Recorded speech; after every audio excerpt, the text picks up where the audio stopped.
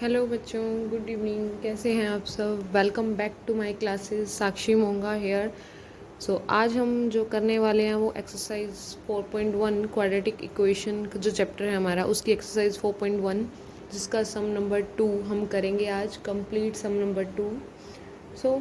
Start करते हैं हमारा सम नंबर सेकंड। सम नंबर सेकंड में हमें बोला हुआ है कि represent the following situations in the form of quadratic equation. इन्होंने बोला है कि हमें कुछ इक्वेशंस दी हुई हैं, उसको सॉल्व आउट करके हमें क्वाड्रेटिक इक्वेशन बनानी है। ठीक है, तो हमारे पास जो सेकंड क्वेश्चन का जो फर्स्ट पार्ट है वो बोल रहे हैं the area of a rectangular plot is 5 to 8 metre square. The length of the plot in metres is 1 more than twice its breadth। We need to find the length and breadth of the plot. हमें length and breadth निकालनी है। अब ऊपर बोला गया था कि quadratic equation बनानी है in the form of quadratic equation. हम क्वाड्रेटिक इक्वेशन की हेल्प लेके हमें यहाँ पे लेंथ और ब्रेथ निकालनी है। ठीक है, चैप्टर क्वाड्रेटिक इक्वेशन क्या है, तो इसमें क्वाड्रेटिक इक्वेशन का यूज़ होगा। वैसे यूजुअली हम ऐसे सम करते आ रहे हैं लास्ट क्लासेस में, बट इस क्लास में जो हमें इन सम्स को करना है वो क्वाड्रेटिक इक्वेशन का यूज़ करके करना है। ठीक है, हमें क्या बोला है, सबसे पहले हमें इसमें कोई भी टर्म गिवन नहीं है, कोई भी नंबर गिवन नहीं है कि हमारे पास लेंथ ये है या ब्रेथ ये है। हमें एक हिंट गिवन है कि हमें लेंथ ये लेट करनी है और ब्रेथ ये लेट करनी है। ठीक है, तो इक्वेशन को बड़े ध्यान से पढ़िए। क्या लिखा हुआ है, the area of the area given है हमें 5 to 8 मीटर स्क्वेयर। उसके बाद इन्होंने बोला कि जो लेंथ है प्लॉट की is 1 more than twice its breath. मतलब जो लेंथ है वो ब्रेथ की ट्वाइस है और एक ज़्यादा है। तो मतलब हमें ब्रेथ को पहले लेट करना पड़ेगा। ठीक है, क्योंकि लेंथ ब्रेथ की कुछ है, कुछ ज़्यादा है ब्रेथ से, तो ब्रेथ को पहले लेट करेंगे। ब्रेथ क्या लेट करेंगे हम ब्रेथ क्या लेट करेंगे, हमने ब्रेथ लेट कर ली x मीटर। तो उसके बाद इन्होंने क्या बोला कि लेंथ क्या है हमारी, ब्रेथ की the length of the plot is 1 more than twice its breath. सबसे पहले बोला है कि जो लेंथ है वो ब्रेथ की ट्वाइस है। ट्वाइस मतलब 2 गुना। तो मेरी ब्रेथ ये थी और उसका 2 गुना मैंने कर दिया, और उससे एक ज़्यादा, मतलब मोर का मतलब ज़्यादा। तो मेरी जो लेंथ है वो क्या है 2x+1 एंड ब्रेथ क्या है x। अब हमारे पास लेंथ और ब्रेथ हमने दोनों लिख ली। तो उसके बाद आप लिखोगे एरिया जो हमें गिवन है, एरिया ऑफ गिवन प्लॉट। अब किसी भी प्लॉट यानी कि रेक्टेंगुलर शेप में है ये प्लॉट, तो हमें लेंथ इंटू ब्रेथ का फॉर्मूला लगाना है। तो हमें क्या गिवन है 5 to 8 मीटर स्क्वेयर। तो एरिया ऑफ गिवन प्लॉट का फॉर्मूला यानी कि रेक्टेंगल का formula L/B is equal to area given है जो हमें। ठीक है, तो लेंथ क्या है हमारे पास x, ब्रेथ क्या है 2x+1 is equal to 5 to 8। ठीक है, अब हमें इस इक्वेशंस को सॉल्व करके क्वाड्रेटिक इक्वेशन बनानी है, और उसके बाद हमें लेंथ या ब्रेथ फाइंड आउट करनी है अगर बोला हो तो।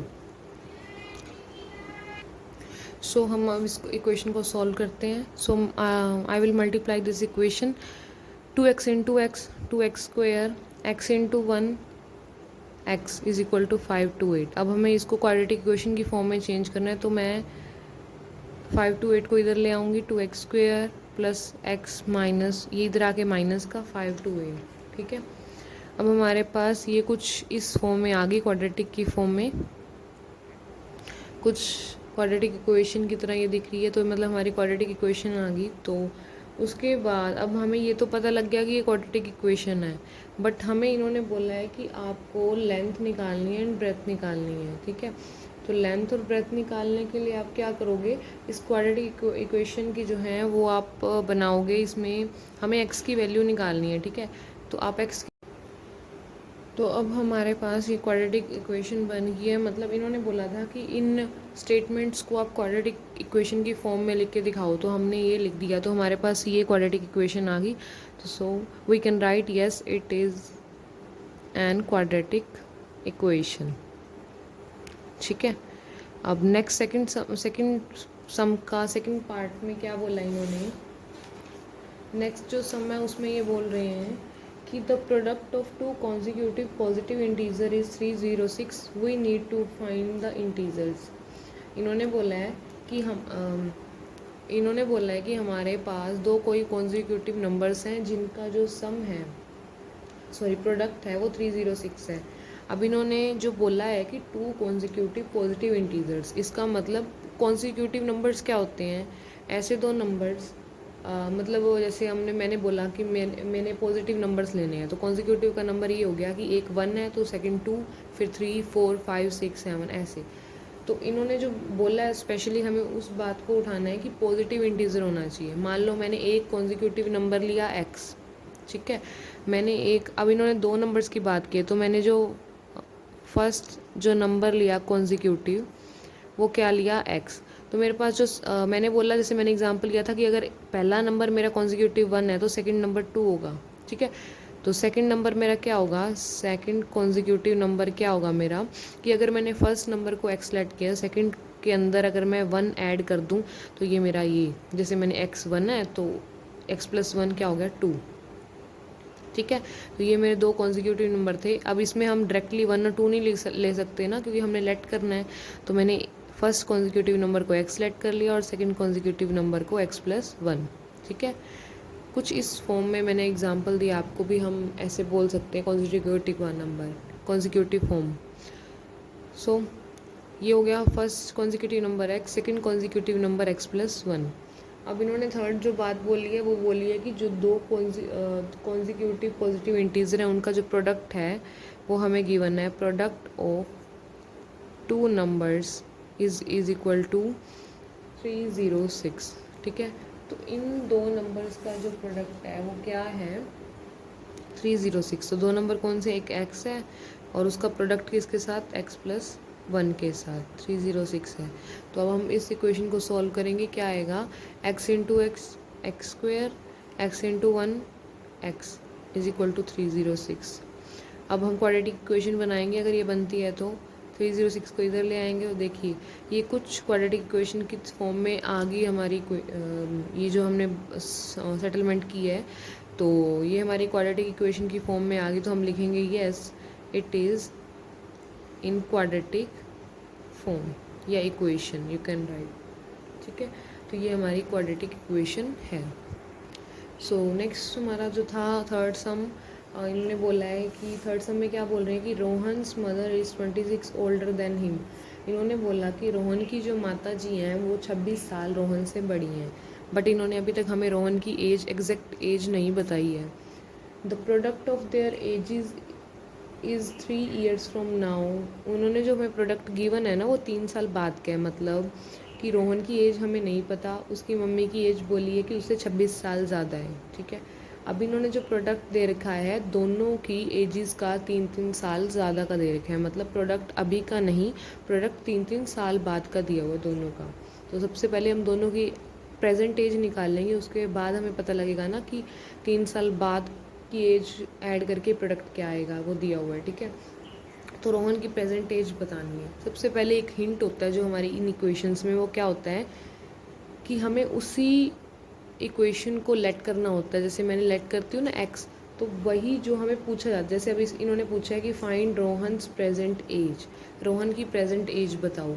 तो हमें अब रोहन की जो प्रेजेंट एज पूछी गई है ना, हम उसी का यूज़ करके उसी को लेट करते हैं। मतलब जो चीज़ पूछी जाए, जो चीज़ निकालनी है उसी को आप लेट करो। जैसे इन्होंने बोला कि रोहन की एज बतानी है, तो हमें फाइंड आउट करनी है, तो मैं लेट करूँगी कि रोहन की प्रेजेंट एज जो इन्होंने पूछी है हमें सोल्व आउट करके दिखानी है, वही हम लेट कर लेंगे कि x है, x ईयर्स। अब उसकी मदर की एज क्या बोली थी कि रोहन से 26 साल ज़्यादा, तो Rohan's mother age x + 26 years, ठीक है। उसके बाद बोला, अब ये तो होगी जो एज इन्होंने स्टार्टिंग में दी हुई थी। नेक्स्ट लाइन में ये क्या कह रहे हैं, जो प्रोडक्ट है दोनों का, हमें इन दोनों का प्रोडक्ट करना है, लेकिन प्रोडक्ट तब कर सकते हैं जब इन दोनों के 3-3 साल और बढ़ा दें हम। तो आफ्टर 3 years, दोनों 3 साल दोनों के बढ़ेंगे। Rohan age is x + 3, Rohan's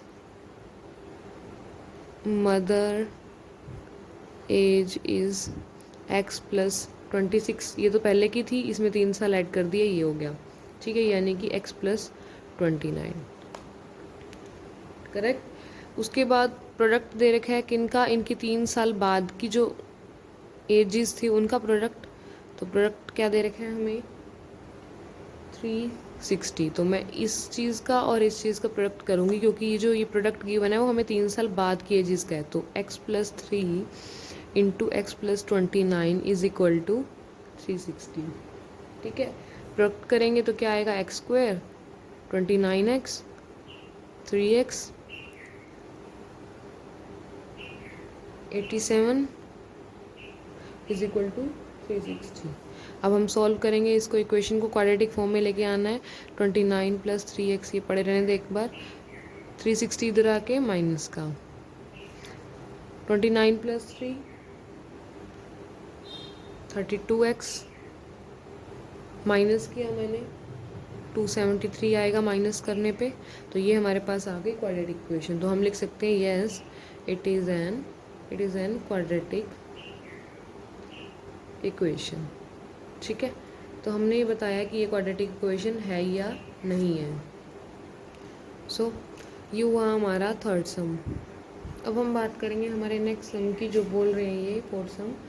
A train travels A distance of 480 kilometre eight uniform speed. कोई ट्रेन ट्रैवल कर रही है और जो वो डिस्टेंस कवर कर रही है यूनिफॉर्म स्पीड के साथ 480 किलोमीटर है, मतलब एक ही स्पीड पे उसने 480 किलोमीटर का जो डिस्टेंस है वो ट्रैवल किया।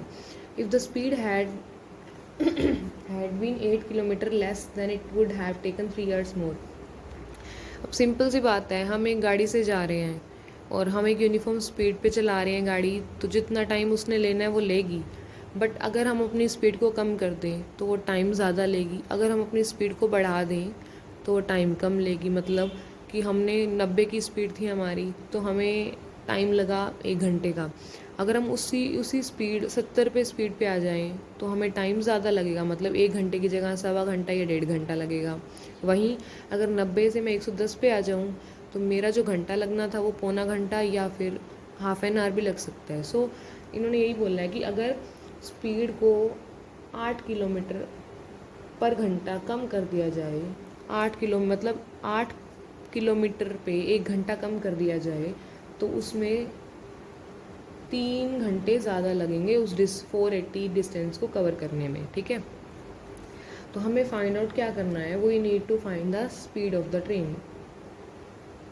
स्पीड कम करने के बाद स्पीड कम करने के बाद टाइम ज़्यादा लगा, और फिर वो टाइम ज़्यादा लगने के बाद क्या डिस्टेंस कवर हुआ वो 480 कितना, कैसे वो निकालना है। अभी हमें एक्चुअल स्पीड निकालनी है ट्रेन की कि क्या है ठीक है। तो सबसे पहले हम जो चीज़ हमें निकालनी होती है, मैंने अभी लास्ट सम में आपको बताया था कि जो चीज़ हमें फाइंड आउट करनी है उसी को आप लेट कर लो। तो मैं क्या लेट करूँगी, let the speed of the train, let the speed of train is x, kilometre में दिया तो किलोमीटर।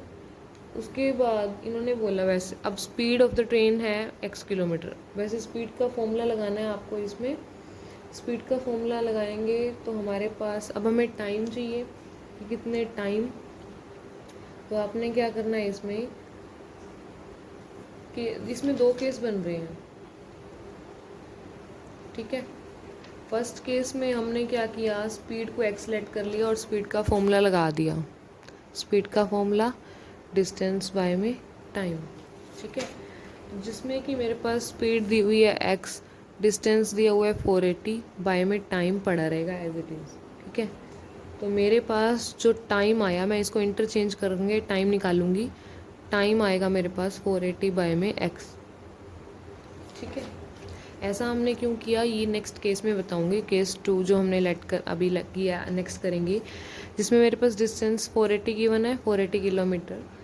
स्पीड क्या है ट्रेन की, अब देखो जो सेकंड केस है उसमें हम क्या करने वाले हैं कि जो हमें बोला था ना कि हमने स्पीड 8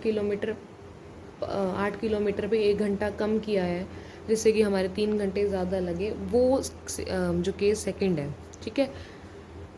तो उसमें हमारी जो स्पीड थी वो क्या थी, लास्ट में जो केस 1 था उसमें हमने लेट किया था कि स्पीड हमारी x है, क्योंकि वो नॉर्मल जो बोला हुआ था। सेकंड लाइन में जो बोला था वो केस सेकंड है। तो इसमें स्पीड की इन्होंने क्या कर दी, 8 किलोमीटर पर आवर कम कर दी, तो मैंने x-8 ले लिया। ठीक है, अब सेम फिर इसमें स्पीड का फॉर्मूला लगाएंगे, डिस्टेंस बाय में टाइम। इसमें मैं t2 लेट कर लूँगी, उसमें t1 लेट कर लिया आप, ताकि कोई कन्फ्यूज़न ना हो। तो स्पीड क्या थी, x-8, डिस्टेंस बाय में t2, यानी कि x-8 डिस्टेंस 480 बाय में t2। सेम वही इंटरचेंज कर देंगे हम इसको, आप इसको इधर ले आइए, t2 को इधर, t2 480 बाय में x-8। ठीक है, उसके बाद अब हमने क्या किया, 480 बाय में x-8। अब हमने, इन्होंने क्या बोला है कि हमें स्पीड निकालनी है, और इन्होंने ये बोला था कि अगर हम स्पीड को कम कर देंगे 8 किलोमीटर पर घंटा तो हमारा जो टाइम है वो 3 ज़्यादा लगेगा। तो 3 ज़्यादा कब लगेगा, जो हमने एक्चुअल स्पीड लेट की थी, ये जो हमारा एक्चुअल टाइम पहले था, मतलब x स्पीड पे, उसमें से अगर हम अब वाली स्पीड यानी कि x-8 वाला जो टाइम था उसको लेस कर दें तो 3 घंटे वो ज़्यादा को हम बराबर में रख सकते हैं। ठीक है, तो मैंने क्या किया, जो फर्स्ट थी हमारी x यानी कि ये t1 टाइम, इस एक्चुअल टाइम में से अगर मैं ये t2 वाले टाइम को माइनस कर दूं तो मेरे पास 3 घंटे ज़्यादा इसको हम इक्वल में कंप्लीट कर सकते हैं। ठीक है, तो t1 की वैल्यू क्या थी, 480 बाय में x, t2 की 480 बाय में x-8 इक्वल टू 3। अब आप इसको सॉल्व करो। सॉल्व करने के लिए हम एलसीएम लेंगे, तो इसको इसके साथ मल्टीप्लाई करो आप, 480 इंटू x-8, आपने t2 माइनस t1 किया, आप t1 minus t2 as usual आप कर सकते हो। तो मैंने जो स्पीड अब थी उसमें से पहले वाली स्पीड को माइनस किया, यानी कि अब वाले टाइम से पहले वाले टाइम को माइनस किया, 480 बाय में x-8 माइनस 480 बाय में x is equal to 3। So 480 by में x-8 माइनस 480 बाय में x is equal to 3, LCM लेंगे, 480x minus 480 x-8 is equal to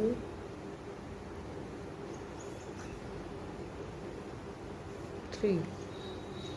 ठीक है, तो इसको सॉर्ट आउट करेंगे, 480x प्लस 3840 बाय में x-8 x is equal to 3। ये कैंसिल आउट हो गया, हमारे पास जो लेफ्ट आउट रहा वो 3840 x² minus 8x is equal to 3। ठीक है, तो हम इसको इधर लेके जाएंगे, मैं इसको इधर लेगी, 3840 is equal to 3x² minus 24x। ठीक है, अब हमें क्वाड्रेटिक इक्वेशन बनानी है। सो हमारे पास x² है जो वो पॉजिटिव है, तो आप इस 3840 को इधर ले आओ, जिससे कि हमारे पास एक क्वाड्रेटिक इक्वेशन बन जाएगी, 3x² plus minus 24x minus 3840 is equal to 0।